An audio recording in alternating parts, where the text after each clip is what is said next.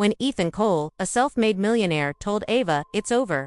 His voice was as cold as the glass walls of his office. She was 3 months pregnant, trembling, and refused the money he offered. "You can't buy a child's father," she whispered before walking out of his life. Ethan told himself he'd done the right thing. Love was a weakness, and weakness had no place in his empire.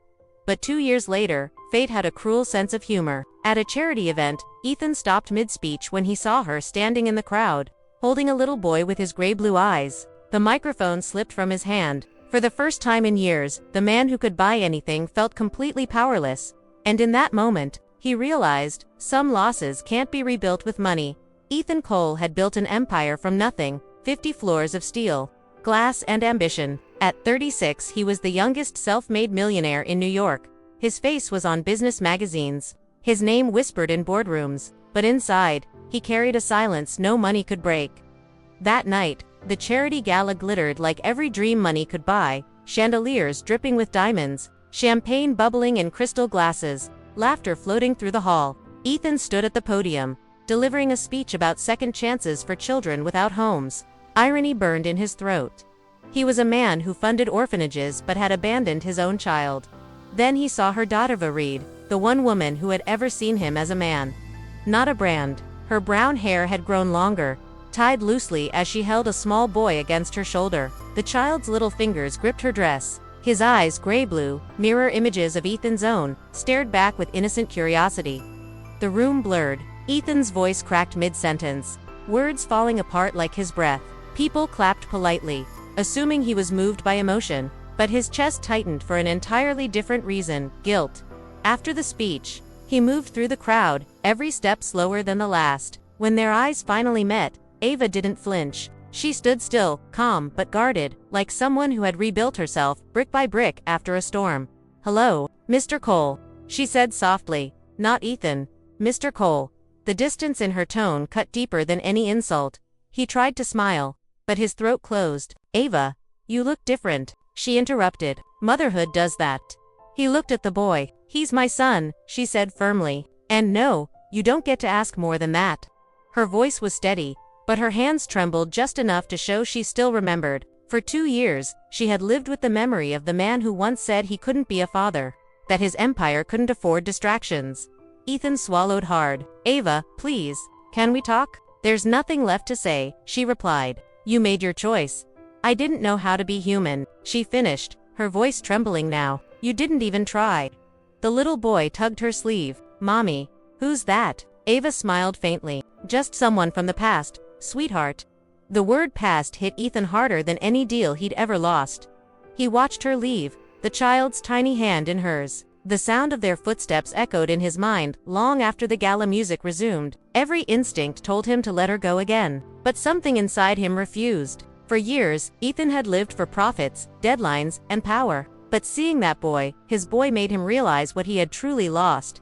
He spent the next few weeks in quiet torment. Work no longer felt important. Every board meeting, every signed contract blurred into noise. He started driving by the park near Ava's old neighborhood, hoping to catch a glimpse of her. Once, he saw the boy chasing pigeons near a fountain, laughing. Ethan stayed in his car, watching silently.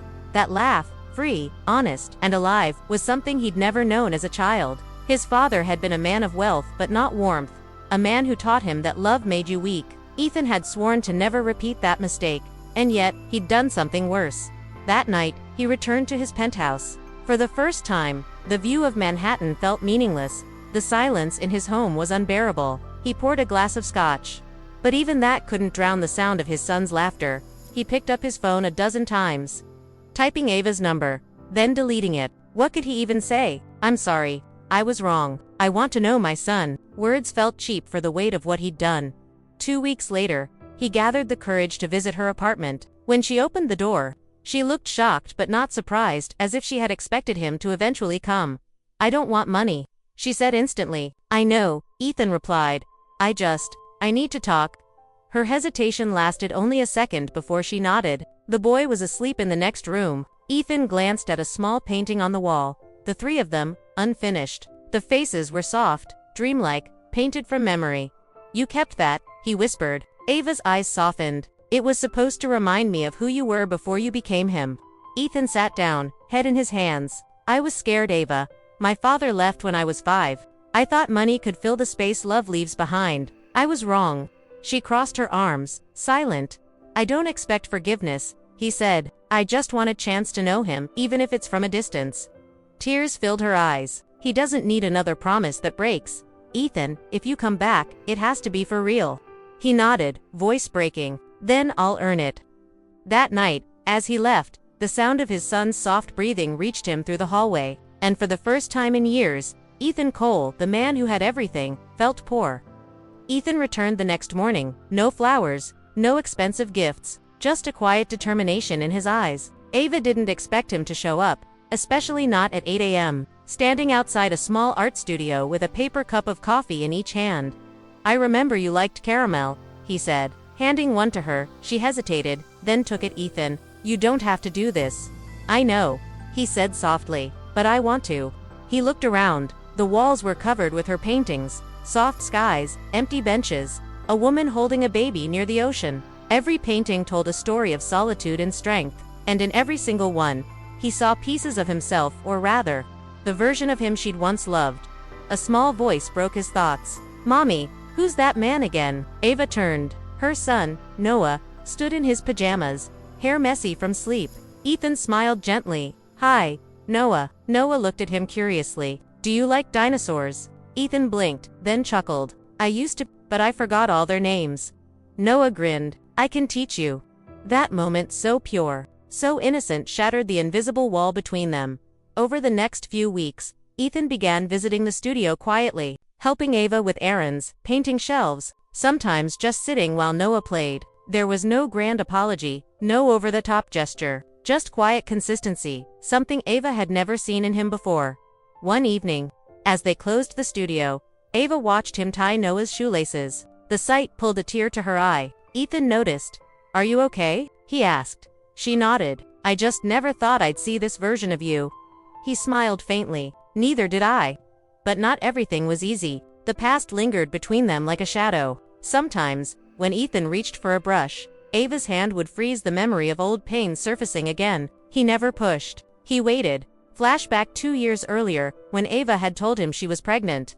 Ethan had been in the middle of a multi-million-dollar merger. His board had warned him that scandal could ruin everything. You can't afford emotional distractions, they said.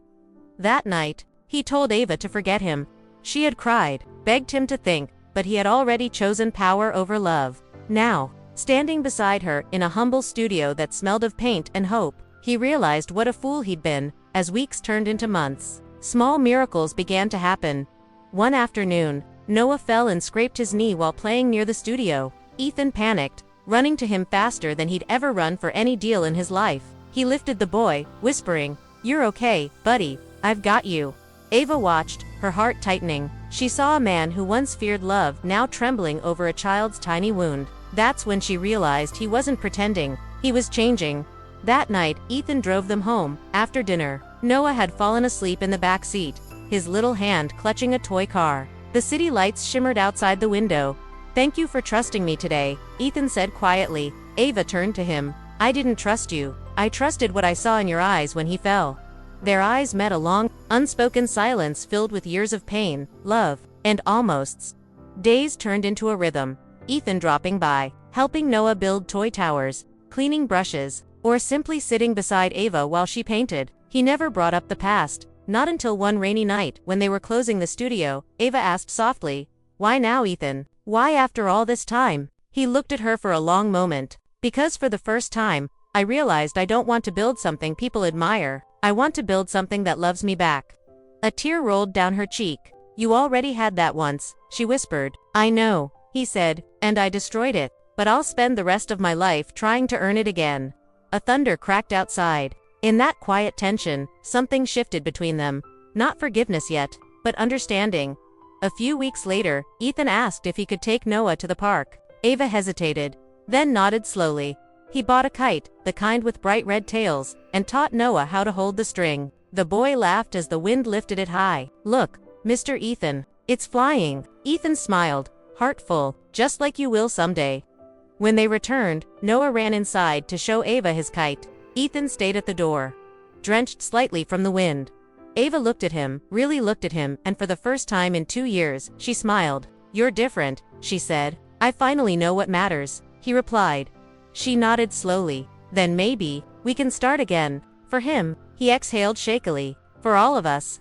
That night, Ethan sat in his car, staring at the rain on the windshield. For the first time in his adult life, he felt something close to peace. He hadn't fixed everything yet, but he'd found his purpose. He looked at a small photo taped to his dashboard, Ava painting, Noah holding a brush beside her, both smiling at the camera. A memory of their first photo together, not staged, not bought, but earned. Ethan whispered to himself, "Maybe the richest man is the one who gets a second chance." 6 months later, the world saw a different Ethan Cole. The once ruthless, cold businessman now arrived late to meetings because he was dropping Noah at preschool. The same man who once thought emotions were liabilities was now painting tiny dinosaurs with his son every Sunday morning. But not everyone celebrated his change. At the boardroom table of Cole Enterprises, whispers had begun. Investors complained that Ethan was losing focus. The media spun headlines. Millionaire CEO goes soft after reunion with ex. That morning, his vice chairman handed him a file. "The shareholders want you to choose, Ethan, your image, or your new family." Ethan looked out the window. His reflection, a man caught between two worlds. For years, his empire had been his armor, but now, it felt like a cage. That evening, he visited Ava's studio. She was helping Noah mix paint when she noticed the quiet storm in his eyes. "What happened?" she asked. "They want me to step down," he said. "They think love is bad for business." She sighed softly. "And what do you think?" He looked at her, then at Noah. "I think love is the only business that ever mattered." Ava's lips trembled. She wanted to believe him, but part of her feared he'd walk away again. Ethan sensed it. "Ava, if I lose everything, will you still be here?" She smiled faintly. "You never lost me, Ethan. You just stopped looking." The conference 2 days later. The world watched as Ethan Cole, the man once called the Ice Millionaire, walked onto a press stage packed with cameras. His PR team begged him to stick to the statement, deny rumors, play strong. But Ethan had already written his own truth. He adjusted the mic. "2 years ago, I made the biggest mistake of my life. I chose power over people. I walked away from someone who loved me and from a child who deserved a father." Murmurs spread through the crowd. He continued, voice steady but thick with emotion. "Today, I'm not here to protect my image. I'm here to be honest. I have a son, and I'm proud of him. I have a woman who forgave me when I didn't deserve it, and if that costs me my empire, so be it." The silence that followed was electric. Then came applause, hesitant at first, then thunderous. For once, Ethan wasn't performing. He was living. That night, Ava watched the speech replay on her phone. Tears streamed down her cheeks. For years, she'd prayed for closure, but this was more than that. It was redemption. A knock on her door startled her. She opened it to find Ethan standing there. No suit, no arrogance, just simplicity. "I meant every word," he said. She smiled through tears. "You just gave up everything." He shook his head gently. "I finally gained something real." Noah peeked from behind her. "Mommy, he's back." Ava knelt beside him. "Yes, baby, he's home." Ethan crouched, meeting his son's eyes. "Can I stay this time?" Noah grinned. "Only if you read me to bedtime stories." Ethan laughed, hugging him tightly. "Deal." The epilogue months later. Ethan started a new foundation, the Second Chance Project, funding single mothers and children abandoned by powerful men. He no longer cared for the boardrooms that once defined him. His new empire was built on compassion. In the evenings, he, Ava, and Noah painted together. Sometimes, Ava teased, "You're terrible at clouds." He'd laugh, "I'm still learning." One night, as they sat under the stars outside the studio, Ava leaned her head on his shoulder. "You know," she whispered, "you're not the same millionaire who said it's over." Ethan smiled, kissing her forehead. "No, I'm the one who finally understood what forever means. Sometimes, love doesn't end. It just waits for the right version of you to return." Ethan Cole's story reminds us that success means nothing if it costs you the people who make life worth living. You can rebuild companies, reputations, and wealth, but you can't buy time, forgiveness, or love. So if there's someone you pushed away out of fear, pride, or ambition, find them. Say the words before the silence grows too deep. Because the richest man isn't the one with everything. He's the one who learns what truly matters before it's too late. If this story touched your heart, share it. Someone out there needs this reminder today.